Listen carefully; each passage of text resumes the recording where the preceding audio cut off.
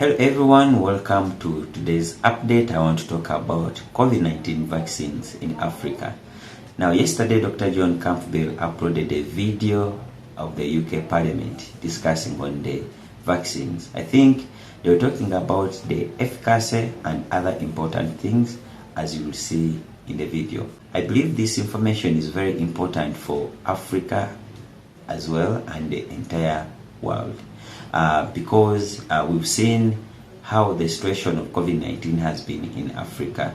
Though we were so worried in the beginning, but the cases have not been as high as we expected.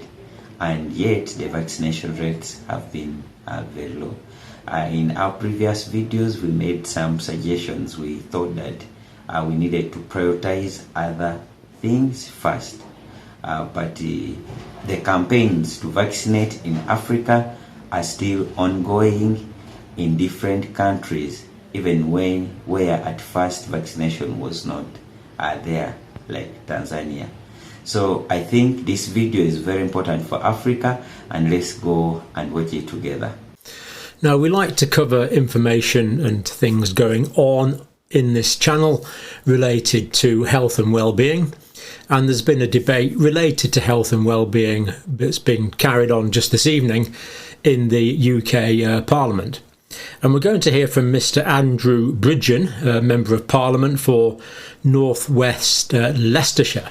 So over to Mr. Bridgen now. Eminent and trusted cardiologists, a man with an international reputation, Dr. Asim Malhotra, published peer-reviewed research that concluded that there should be a complete cessation in the administration of the COVID mRNA vaccines for everyone because of clear and robust data of significant harms and little ongoing benefit. He described the rollout of the biotech Pfizer vaccine as perhaps the greatest miscarriage of medical science, damage to population health, erosion of trust in public health, and attack on democracy that we will witness in our lifetime. Interesting, Madam Deputy Speaker, there's not been a single rebuttal so far in the scientific literature to Dr. Malhotra's findings, despite its widespread circulation and it making international news.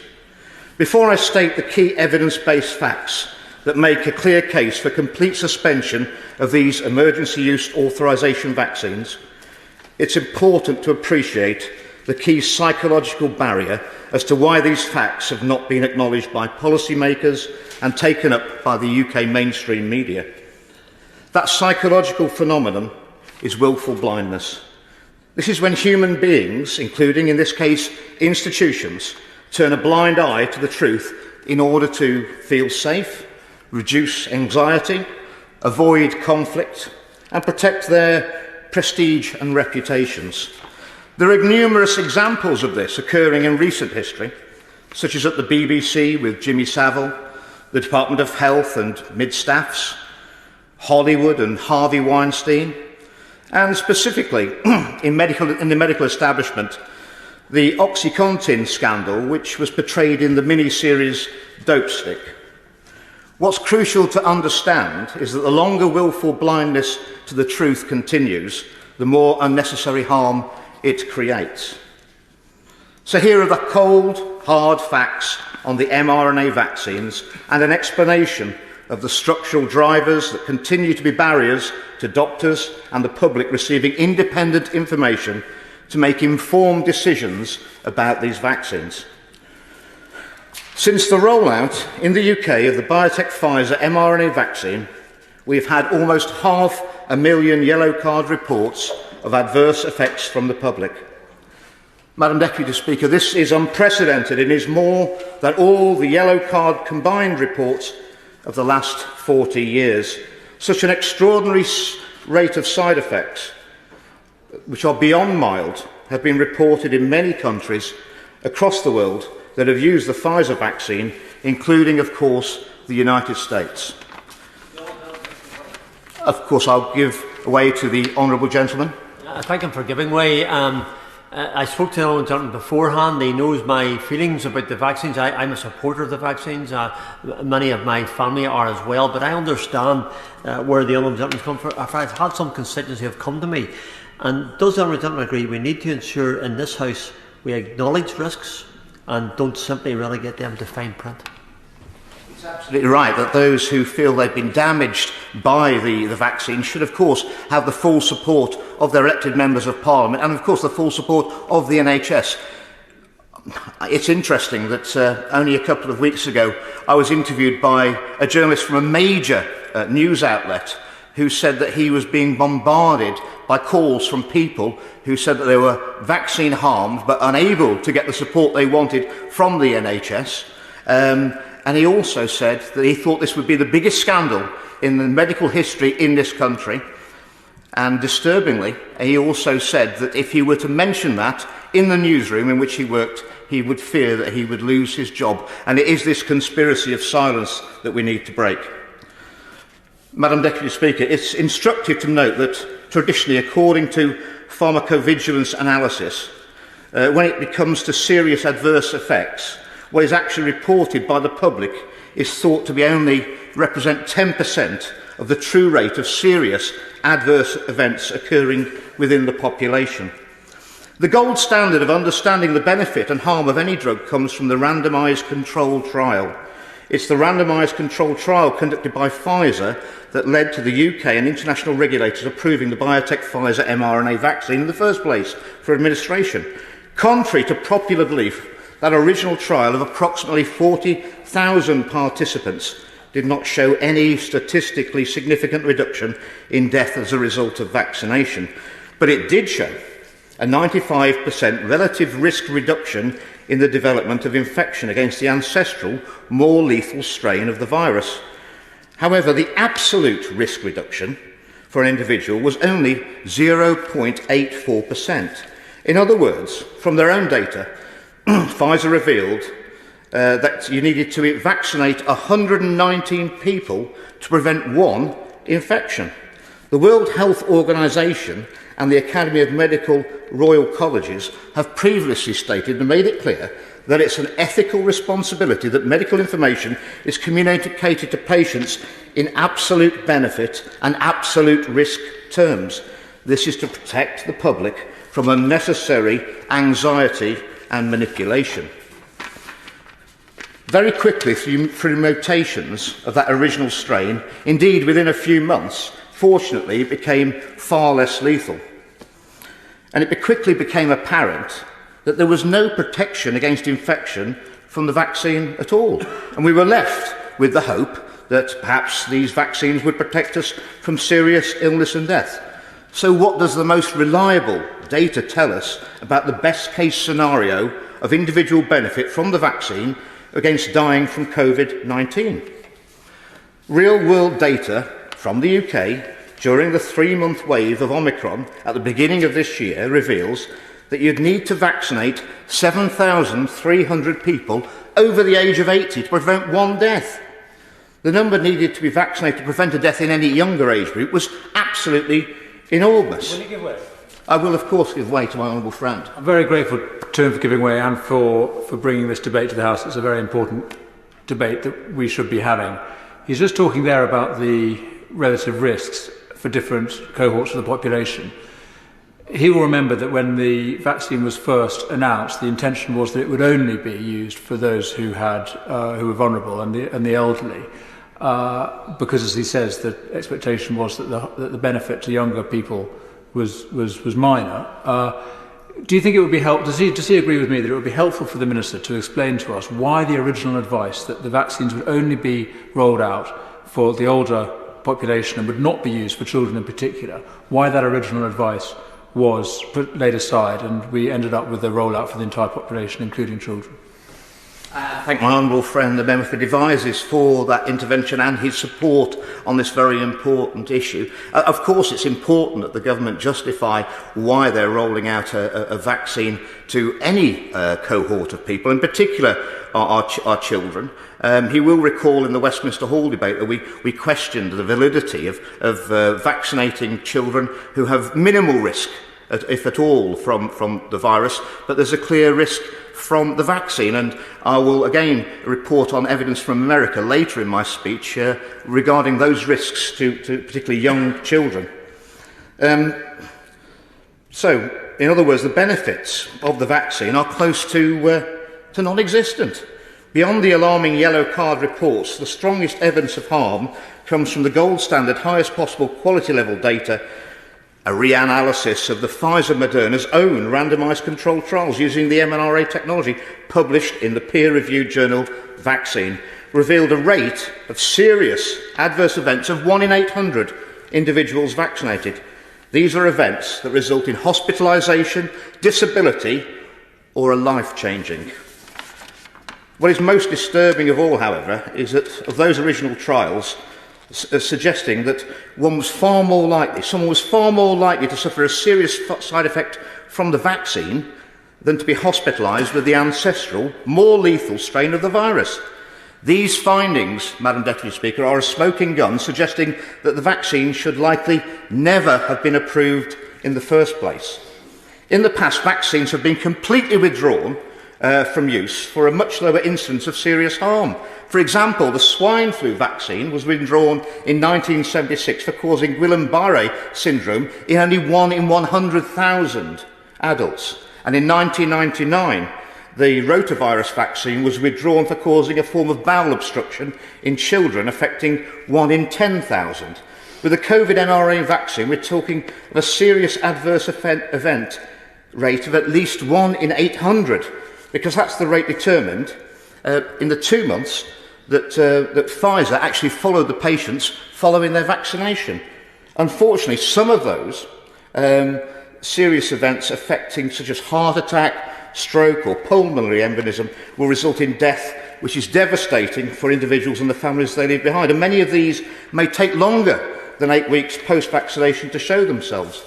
An Israeli paper published in Nature Scientific Reports showed a 25% increase in heart attack and cardiac arrest in 16 to 39-year-olds in Israel.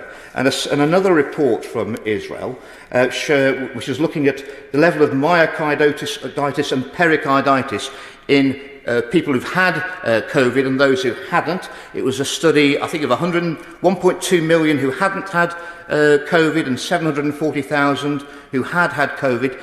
The incidence of myocarditis and pericarditis was identical in both groups. This would tell the House that whatever is causing the increase in heart problems now, it's not due to having been infected with the COVID-19 vaccine. It was accepted by a peer-reviewed medical journal that one of the nation's most respected and decorated general practitioners, Honorary Vice President of the BMA, and the Labour Party's Doctor of the Year, Dr. Kailash Chand, likely suffered a cardiac arrest and was tragically killed by the Pfizer vaccine 6 months after his second dose through a mechanism that rapidly accelerates heart disease. In fact, in the UK, Madam Deputy Speaker, we've had an extra 14,000 out-of-hospital cardiac arrests in 2021 compared to 2020, following the vaccine rollout. Many of these will undoubtedly be because of the vaccine, and the consequences of this mRNA jab are clearly serious and common. The ministers... I will, yes. I'm very grateful, and I think he's making a very interesting and important speech. And in particular, he's giving a lot of detail about the Pfizer vaccine. Does he have similar concerns about other vaccines? And if so, will he be talking about those later in his speech? I thank my honourable friend for that interjection. Clearly, this is relating to all mRNA vaccinations. He will be well aware that many of us will have had the AstraZeneca vaccine. That has effectively been withdrawn because of health concerns around. Indeed, I'll declare to the House I'm double vaccinated with AstraZeneca, which has now been withdrawn. The ministers may understandably wish to defer responsibility for a decision such as withdrawing the vaccines from the population to the regulators such as the MHRA, or in America it'd be the FDA. Historically, when undertaking the approval of any drug, the regulators themselves ultimately end up relying on the summary results of the drug companies. in their sponsored trials, where the raw data is kept commercially confidential. Furthermore, the MHRA has a huge financial conflict of interest, receiving 86% of its funding from the pharmaceutical industry they are supposed to regulate. In effect, Madam Deputy Speaker, we've got the poacher paying the gamekeeper. As pointed out in a recent BMJ investigation into the financial conflicts of interest of the drug regulators, sociologist Donald Light said of them, "It's the opposite of having a trustworthy organisation independently and rigorously assessing medicines. They're not rigorous, they're not independent, they're selective, and they withhold data. Doctors and patients must appreciate how deeply and extensively drug regulators can't be trusted so long as they're captured by the industry funding." Similarly, another investigation revealed that members of the JCVI have huge financial links to the Bill and Melinda Gates Foundation, running to billions of pounds. The ministers, the media and the public know that the foundation itself is heavily invested in the pharmaceutical industry stocks. Unfortunately, the catastrophic mistake over the approval and the coercion associated with this emergency use authorisation medical intervention is not an anomaly, but in many ways it could have been predicted by structural failures that have allowed this to occur in the first place. These shortcomings are rooted in the increasingly unchecked, visible and invisible power of multinational corporations, in this case Big Pharma. We start by acknowledging that the drug industry has a fiduciary obligation to produce profit for their shareholders. Madam Deputy Speaker, they have no fiduciary obligation to provide the right medicines for patients. The real scandal is that those with a responsibility to patients and scientific integrity, namely doctors, academic institutions and medical journals, collude with the industry for financial gain. Big Pharma exerts its power by capturing the political environment through lobbying, the knowledge environment through funding university research and influencing medical education, preference shaping through capture of the media, financing, think tanks, etc., etc. In other words, the PR machinery of pharma excels in subterfuge, engages in smearing and deplatforming those who call out their manipulations. No doubt, Madam Deputy Speaker, they will be very busy this evening. It's no surprise that because of so much control by an entity that has been described as psychopathic for its profit-making conduct, that one analysis suggests that the third most common cause of death globally, after heart disease and cancer, is because of the side effects of prescribed medications which were mostly avoidable. Because of these systemic failures, doctors often receive biased information, deliberately manipulated by the pharmaceutical industry, that exaggerates the benefits and minimises and also exaggerates the safety of their drugs. Furthermore, the former editor of the BMJ, Richard Smith, claims that research misconduct is rife and is not effectively being tackled in the UK institutions, he states, "Something is rotten in British medicine, and it has been for a long time." Madam Deputy Speaker, it's also been brought to my attention by a whistleblower from a very reliable source that one of these institutions is covering up clear data that reveals the mRNA vaccine increases inflammation of the heart arteries. They are covering this up in fear that they may lose funding from the pharmaceutical industry. The lead of that cardiology research department has a prominent leadership role with the British Heart Foundation, and I'm very disappointed to say that he has sent out non-disclosure agreements to his research team to ensure that this important data never sees the light of day. This, Madam Deputy Speaker, is an absolute disgrace. Such systemic failure in an over-medicated population also contributes to huge waste of British taxpayers' money and increasing strain on the NHS. Will you give way? I will give way on that point. It's been very good with this time. I just wanted to call his attention to the research that I chair the all-party parliamentary group on prescribed drug dependency, and he refers to the waste of money. There's £500 million being spent every year by the NHS on prescribed drugs for people who shouldn't be on those habit-forming pills. Enormous human misery as well as waste for the taxpayer. My honourable friend for making a point which only reinforces the items in my speech which the public need to know, and I thank him again for his support. We clearly need an inquiry into the the influence of Big Pharma on medications and our NHS, and this has been called for on many occasions, indeed by some very, very influential people, including prominent physicians, such as the former President of the Royal College of Physicians and personal doctor to our former Queen, Sir Richard Thompson. On a separate occasions, in the last few years, these calls have been supported also and covered in the Daily Mail, the Guardian, and most recently the I newspaper. We're not just fighting for principles of ethical, evidence-based medical practice here, but we're also fighting for our democracy.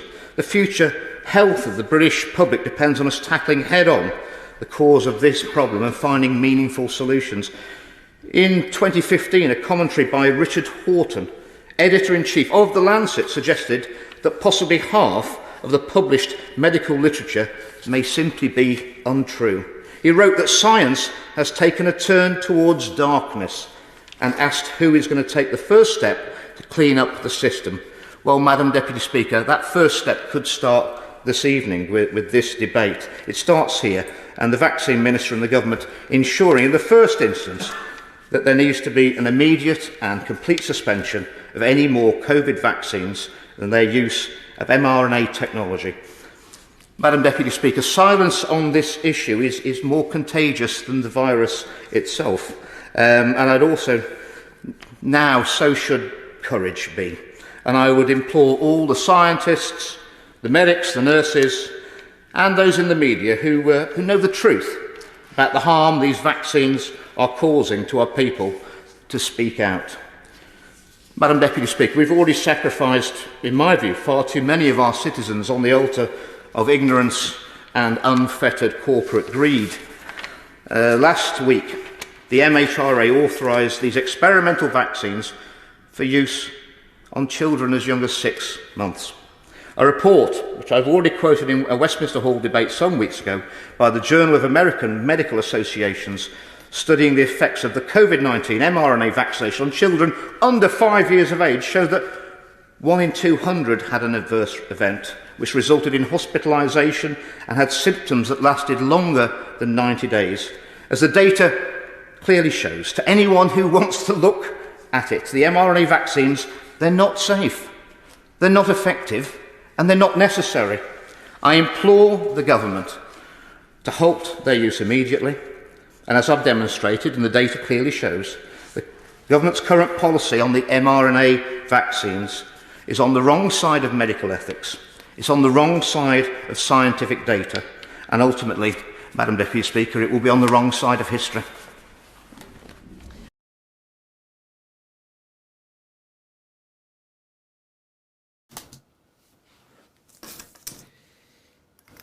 Hopefully we'll have some more of that debate shortly on the channel. They were the views of Mr. Andrew Bridgen, Member of Parliament. Thank you for watching.